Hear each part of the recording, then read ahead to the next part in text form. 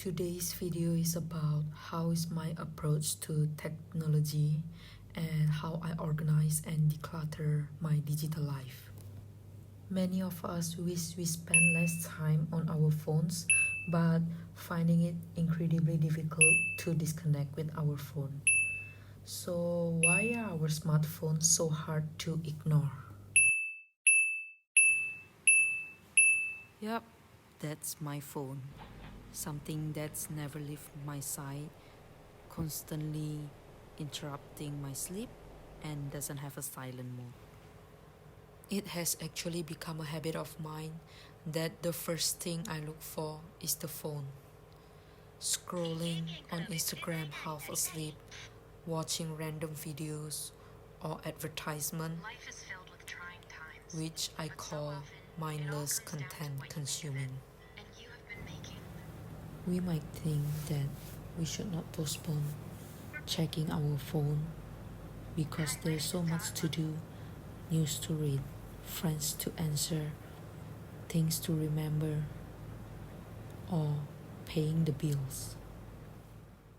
Even during the daytime, if we are being honest, most of us have our cell phone within arm's reach when we are at work, and we will glance at it from time to time because with the presence of our phones, our minds are elsewhere as we wonder what our friends are doing. We may say that it is a multitasking, but actually it causes us to lose our focus easily on the task at hand and leads to a lower productivity.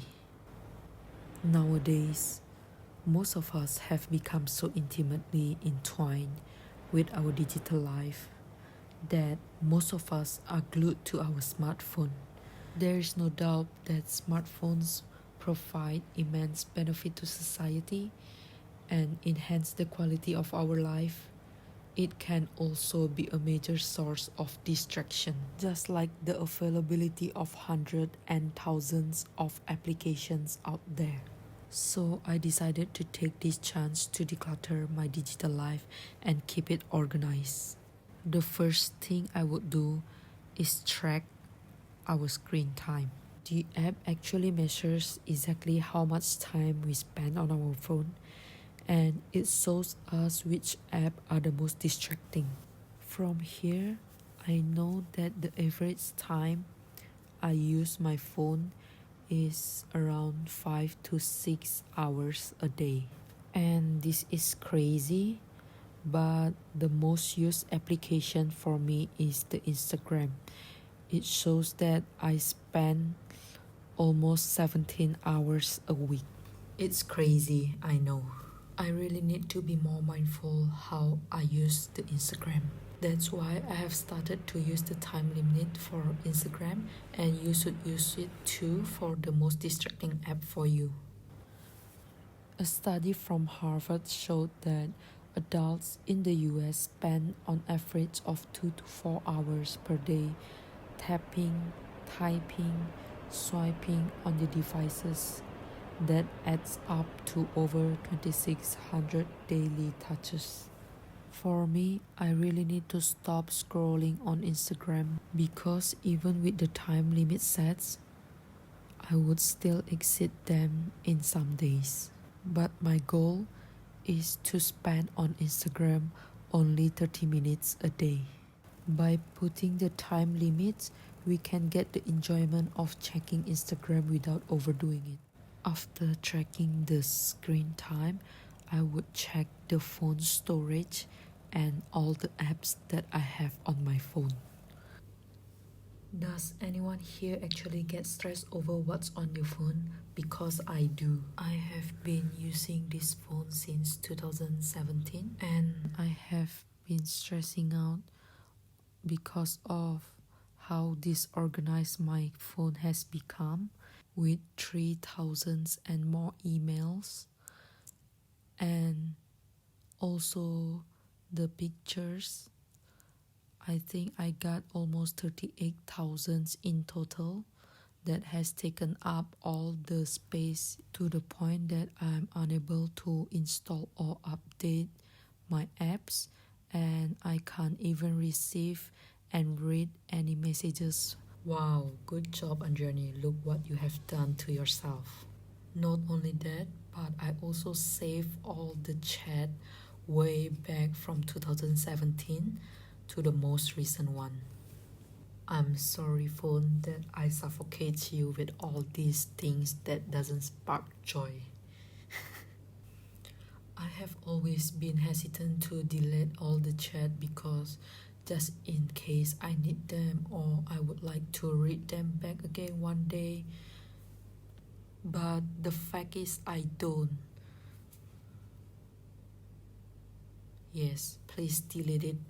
Please. I beg you. Yes, finally, you did it.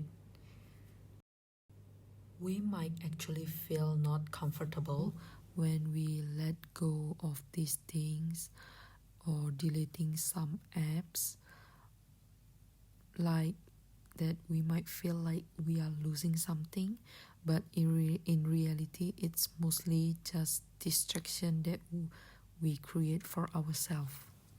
While I actually unsubscribe to some newsletter from the email, close the countless tabs of my Google search, and unsubscribes all of my abandoned downloaded podcasts, give me clarity in finding what I value and how to take better care of them instead of piling up all the distraction.